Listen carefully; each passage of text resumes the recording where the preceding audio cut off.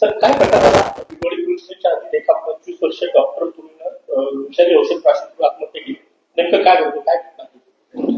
Bibwewadi police स्टेशनच्या हद्दीमध्ये 8 जानेवारी रोजी कुमारी doctor Pallavi पोपट फडतरे यांच्या मृत्यूबद्दल अकस्मात मृत्यूची नोंद झालेली आहे.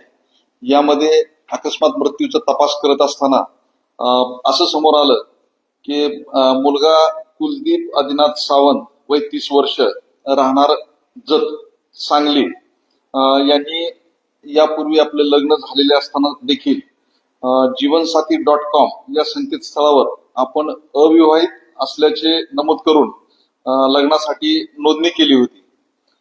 दरम्यानच्या काळामध्ये डॉक्टर पल्लवी यांनी BHMS केलेलं होतं आणि त्या आपलं MD मेडिसिनचं महिला उद्योग आयुर्वेदिक कॉलेज सोलापूर येथे शिक्षण घेत होत्या आणि त्यांची इच्छा होती की वैद्यकीय क्षेत्रातीलच मुलाशी लग्न करावं. त्याप्रमाणे त्यांना या समाज माध्यमाच्या मार्फत यांची भेट झाली. त्यांना योग्य वाटल्यामुळं त्यांनी संपर्क साधला आणि नंतर त्यांची भेटी व्हॉट्सअप माध्यमातून संपर्क वाढला. परत मुलगा जरी जतचा राहणार असला तरी त्याचं देहू या ठिकाणी क्लिनिक आहे असं त्यांनी सांगितलं. मुलीच्या आई वडिलांनी देहू या ठिकाणी जाऊन क्लिनिकची पाहणी केली आणि डॉक्टर पल्लवी यांनी स्वतःचं नवजीवन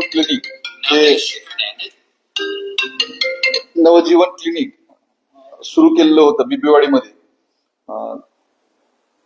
तर जेव्हा मुलाला घरच्यांनी त्याची एकंदरीत परिस्थिती विश्वास नसल्यामुळे नकार दिला, तेव्हा मुलानं आपण बिबवेवाडी परिसरामध्येच नवीन दवाखाना टाकूया, त्यासाठी मला पैसे लागतील असं म्हणून मुलीकडून पैसे घेतले आणि जवळपास 20 लाख रुपये मुलीच्या अकाउंट मधून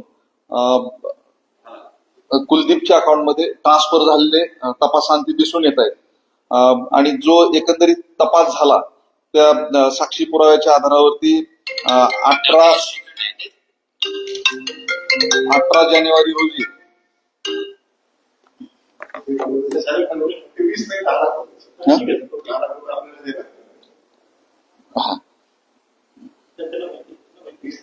बरोबर 20 लाख रुपये मिळाले होते. त्यापैकी 90,000 रुपये रक्कम फक्त आज रोजी अकाउंट वरती तपासांती शिल्लक दिसून येते. उर्वरित रक्कम कुलदीप यांच्याकडे ट्रान्सफर केली होती.